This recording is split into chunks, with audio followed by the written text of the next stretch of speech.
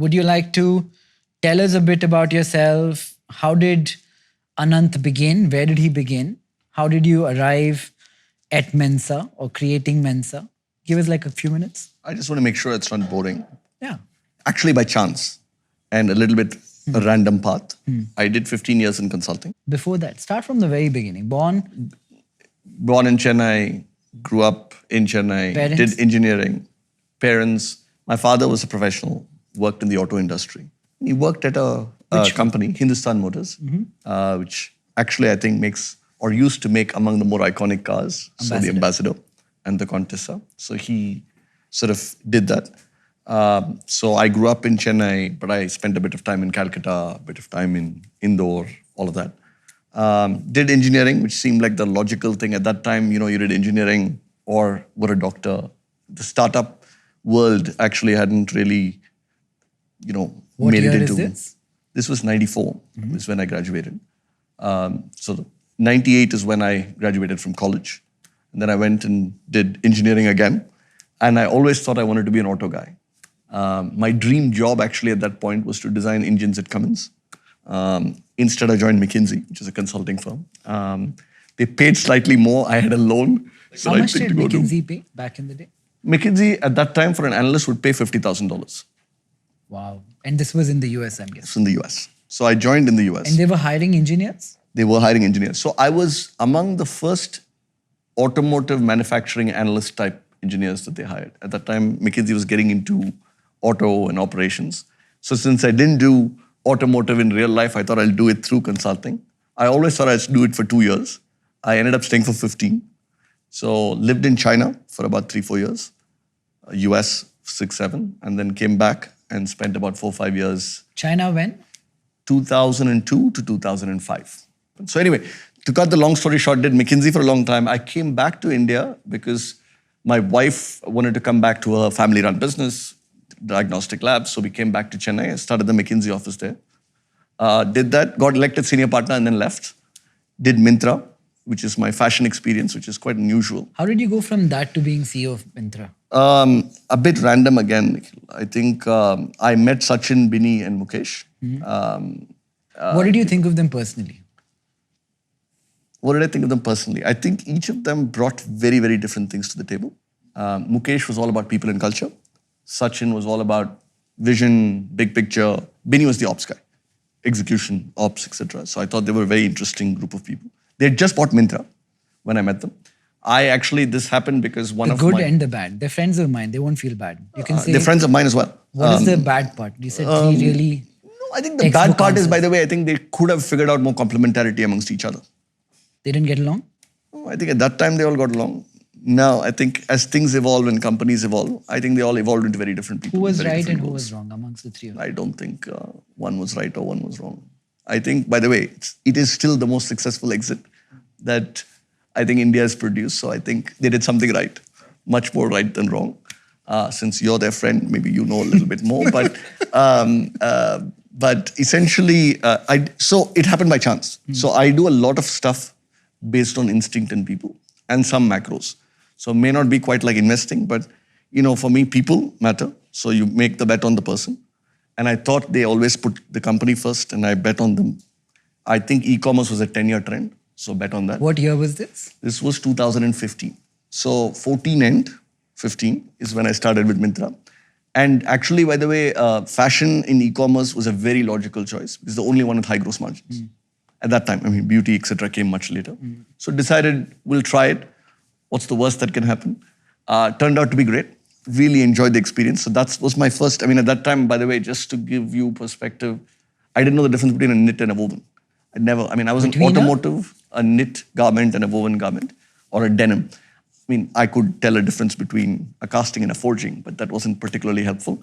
So did that for 4 years, really enjoyed it. Thought there was something interesting about building. Flipkart sold to Walmart, thought I would be more entrepreneurial. How big was Myntra during your time? It sort of went from, call it 200, 250 million to a little over $1.5 billion.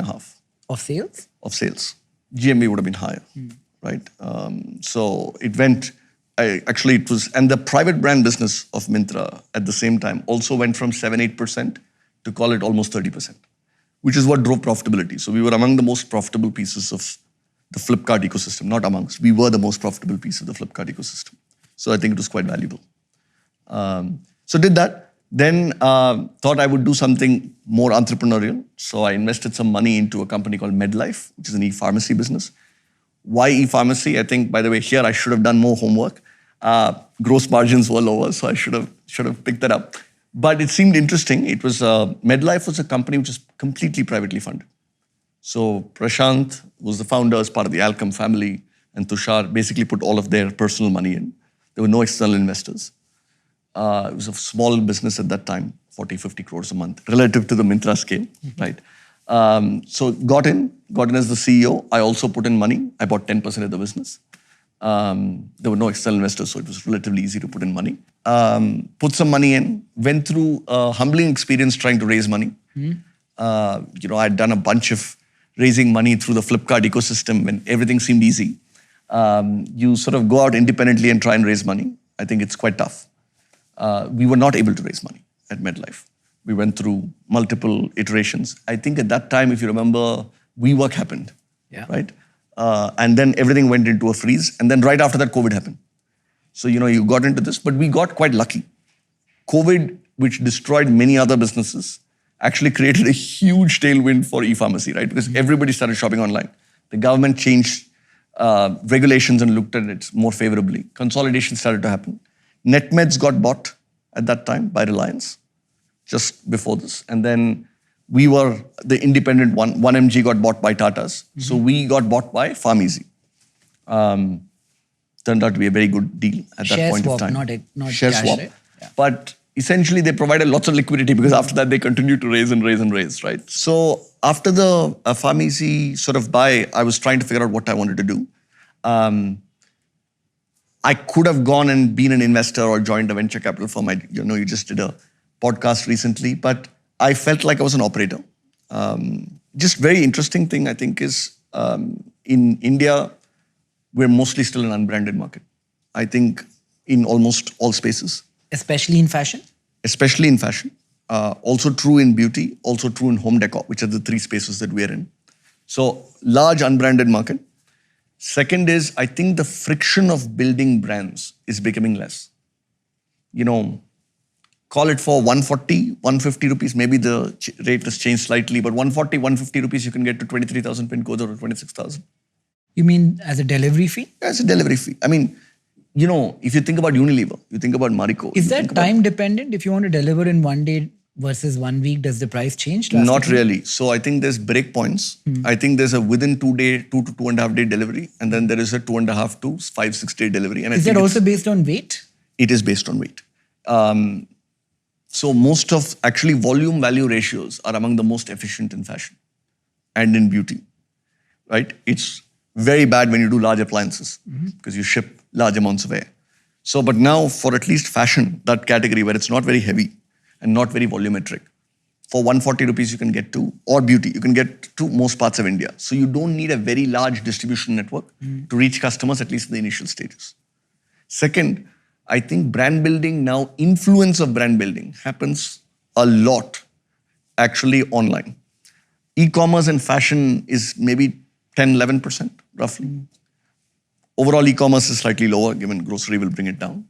But I would say what is influenced online will be 50%, right? So brand building can happen very differently. So that was the second thesis. The third is it's very easy to start in India, very hard to scale in India. I think the scaling is boring. It's about efficiency. We made jokes about time and efficiency. I think efficiency is really what drives a lot of scale. You have to do performance marketing well. You have to do sourcing well. You have to design well. These are all like boring things after you get the product market fit right to continue to scale. And I felt that if you were to say 100 rupees spent on fashion in India, how much is spent where? Online versus offline? Online will be 10-11 rupees, right? The rest will be offline. How much is organized? How much is unorganized? I would say still, Kishore may also have a point of view on this. I would say, by the way, 60% is still disorganized, right? I think ready to stitch is still a very large segment. Most of ethnic, which is a very large portion of fashion, is still unorganized. You go to your nearby tailor, you go to your nearby store. It's not really a brand, right? Is that close to being disrupted?